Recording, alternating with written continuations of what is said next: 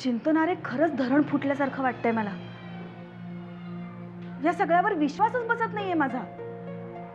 पण हे सगळं खरं आहे आणि आता याचा परिणाम म्हणून सई आणि सारंग वेगवेगळे राहत आहेत. सई सारंगचं तोंड सुद्धा बघायला तयार नाही. मग आता आता काय, इतके दिवस हे फक्त मला माहित होतं. मला असह्य झालं म्हणून मी तुला. हे दोघं मूर्ख आहेत का ग? यांना कळत कसं नाही? गेले कित्येक दिवस मी सारंगला सांगतोय की सईला विश्वासात घे, तिला सगळं सांगून टाक, पण नाही. आणि आज आता सगळं सांगून टाकलं तर सई विश्वासच ठेवत नाही. यांना कळत कसं नाही ग? हे हे कसे राहू शकतात एकमेकांशिवाय असे वेगळे? आयुष्यात प्रेम फक्त एकदाच मिळतं. यांना मिळालंय तर, ज्यांना मिळत नाही त्यांना मला येऊन विचारा कधीतरी, मग मी सांगतो.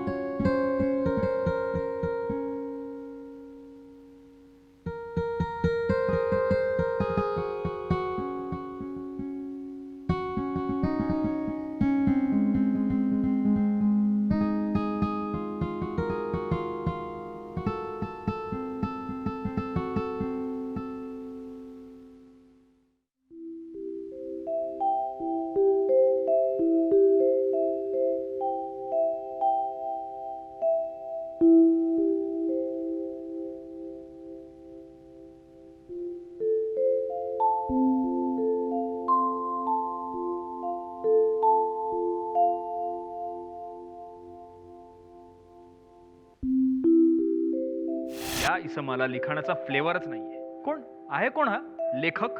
मीरा खरे.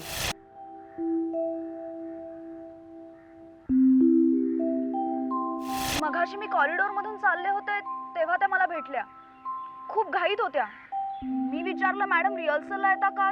तर मला म्हणाल्या की तुमच्या डायरेक्टरनं चांगलं त्याच्या मनासारखं स्क्रिप्ट शोधून काढलं ना की मगच करा रिहर्सल. त्यांच्या घरी नक्की सॉलिड प्रॉब्लेम्स आहेत.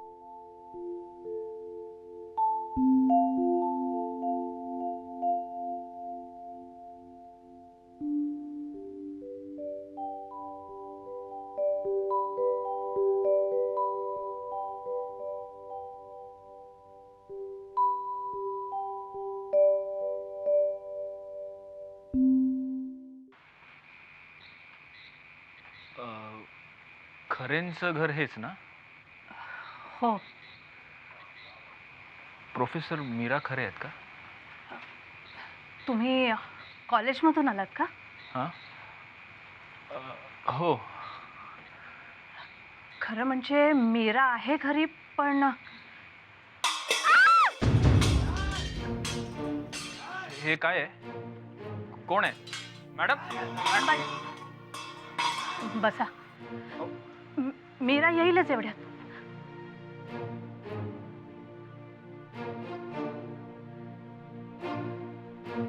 मयूर, झालं आता ऐकणार माझं? औषध घेणार? मयू, मयू माझं ऐक. मी काय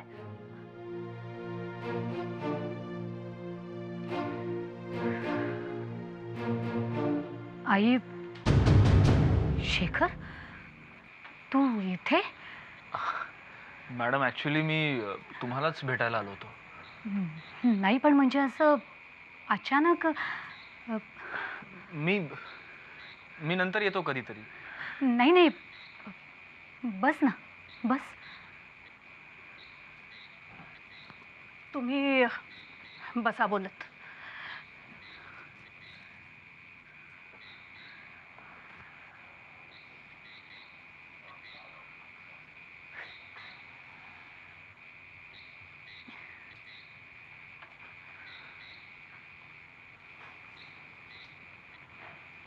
सॉरी,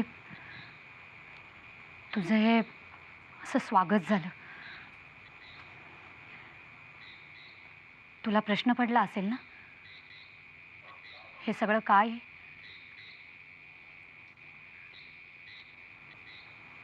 तसे प्रश्न अनेक आहेत मॅडम. पण सगळ्याच प्रश्नांची उत्तरं मिळतील असं नाही.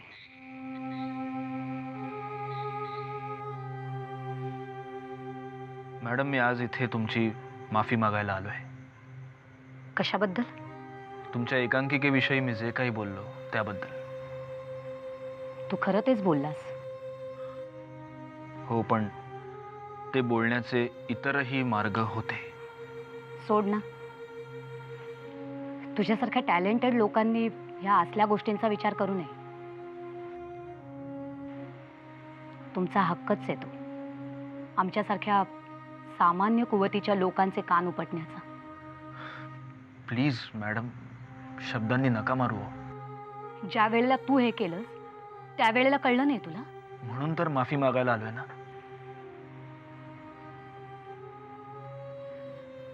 शेखर, माझी एकांकिका तुला आवडली नाही याचं दुःख नाहीये रे मला. तू बोललास ते खरंच होतं. मी जे भोगलं ते इतरांनी का पाहावं? त्यात त्यांना काय रस? या एकांकिकेची नायिका म्हणजे तुम्हीच आहात. हे बघ, एकांकिकेत जे घडलंय त्या सगळ्याच घटना माझ्या आयुष्यात घडल्या नाहीयेत, पण तिच्या सगळ्या वेदना माझ्याच आहेत. म्हणजे तुमचे वडीलही? नाही, एकांकिकेत आहेत त्याप्रमाणे बॉक्साईटच्या खाणीत नव्हते ते कामाला. ते कपड्याच्या मिलमध्ये होते. नूतन मिल. नूतन मिल नाव ऐकलं नाहीये कधीच. कसं ऐकशील? खूप वर्षांपूर्वीच जळून बेचिराग झाली ती. तू लहान असशील त्यावेळेला. मीच 12वीत होते. 12वीत. 12वीचा अभ्यास करून संध्याकाळी घरी आले तर घरासमोर लोक जमलेली. आईचं रडणं, बाबांचा ओळखूही न येणारा करपून कोळसा झालेला देह एक क्षणच पाहिला मी,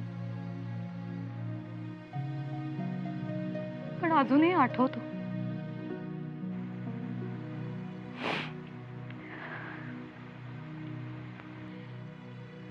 बाबा गेले आणि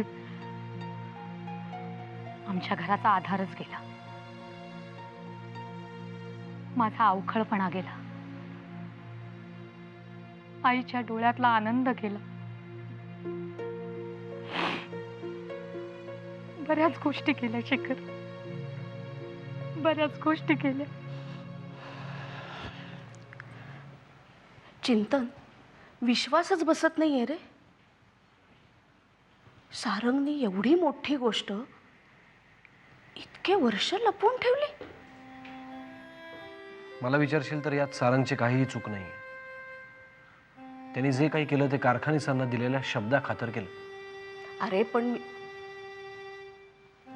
ती मुलगी आत्ता कुठे? सारंगने तिला गेस्ट हाऊसवर नेऊन ठेवलंय. बरोबर तिची आत्या पण आहे. आणि सारंग? तोही गेस्ट हाऊसवरच आहे. सईने असं करायला नको होतं. अहो, तिचं काय झालं असेल ह्याचा विचार करा जरा. तिच्यावर एवढं मोठं आभाळ कोसळलं. 20 वर्षांनी तिला कळतं की आपल्या नवऱ्याचं आणखीन एक लग्न. ती तर यावर विश्वासच ठेवायला तयार नाहीये. तिला असंच वाटतंय की सारंगने लग्न केलंच नाहीये. किरण ही त्याची मला बोलायला हवं सईशी. आपण दोघंही जाऊया. नाही, नको. मला एकट्यानेच जायला हवं.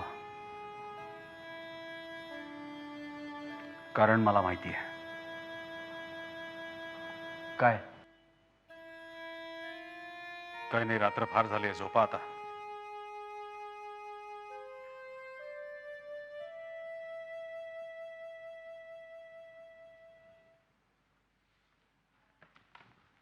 आई, हे सगळं काय आहे?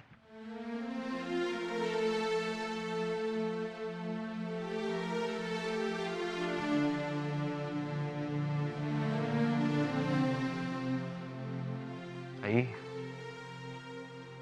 घडतंय हे सगळं फारच विचित्र आहे ग. काही गोष्टी आपण धरून चालतो की त्या कधीही बदलणार नाहीत, तुटणार नाहीत, संपणार नाहीत. पण जेव्हा या गोष्टी बदलतात, संपतात, तुटतात, तेव्हा जगण्यावरचा विश्वासच उडतो ग. सई आणि सारंगचा संसार, त्यांचं घर, त्यांचं एकमेकांवरचं प्रेम, जर ह्या सगळ्या गोष्टी माझ्या डोळ्यासमोर मोडून पडल्या ना, तर मी धाजावणारच नाही ग कोणावरही विश्वास ठेवायला, प्रेम करायला.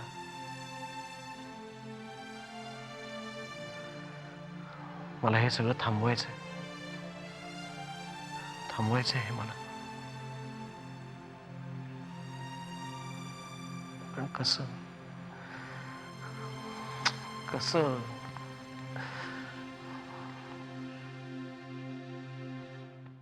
आमच्या आईला एक नवीनच छंद लागलाय.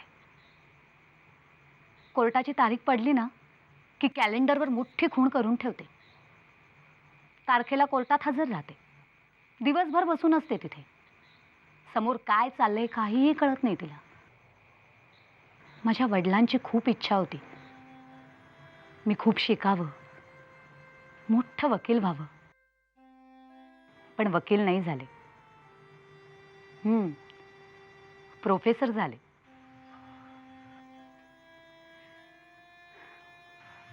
आणि मघाशी आतमध्ये ते कोण? माझा धाकटा भाऊ मयूर. मेंटली चॅलेंज्ड आहे. माय गॉड. जन्मापासूनच असा नव्हता तो. लहानपणी टायफॉइड झाला. त्यावेळेला डॉक्टरांनी हेवी डोस दिला. त्याचा परिणाम थेट डोक्यावर झाला. तेव्हापासून तो म्हणजे नेहमीच इतका व्हायलेंट होत नाही, पण ज्यावेळी होतो तेव्हा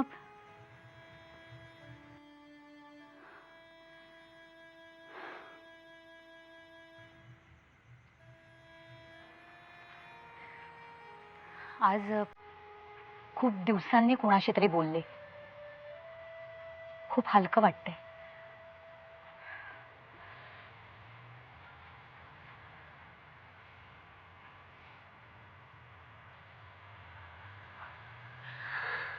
I am sorry madam, I am really sorry.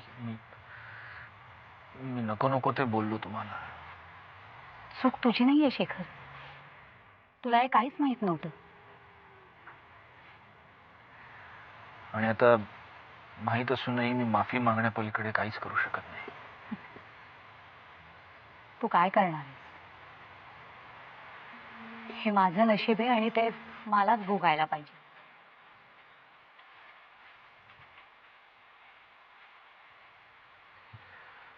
आताच म्हणालात मॅडम की माझ्याशी बोलून तुम्हाला हलकं वाटलं.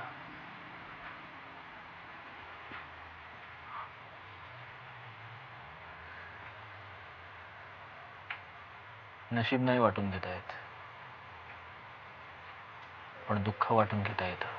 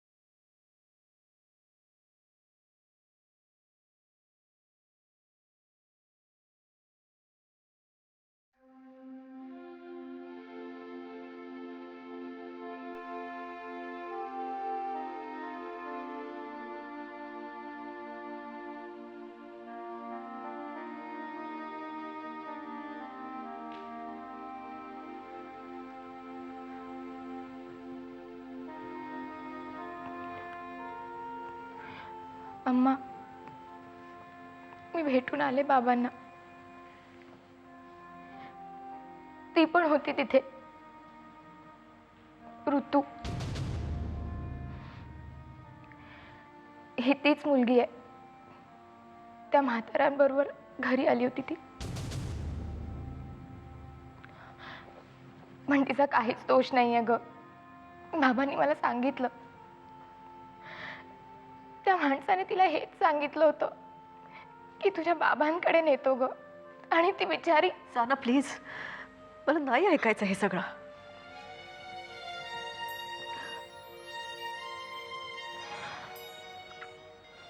पण अम्मा, आता काय? बाबा असे किती दिवस राहणार ग गेस्ट हाऊसवर?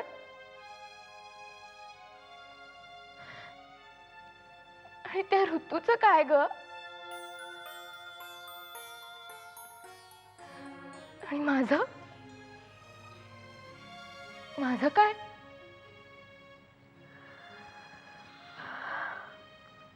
हे सगळे प्रश्न तू त्यांना विचारलेस? ते खूप डिस्टर्ब आहेत ग अम्मा. नाही आहेत त्यांच्याकडे कसलीच उत्तर. मग माझ्याकडून तरी उत्तराची अपेक्षा का करतेस?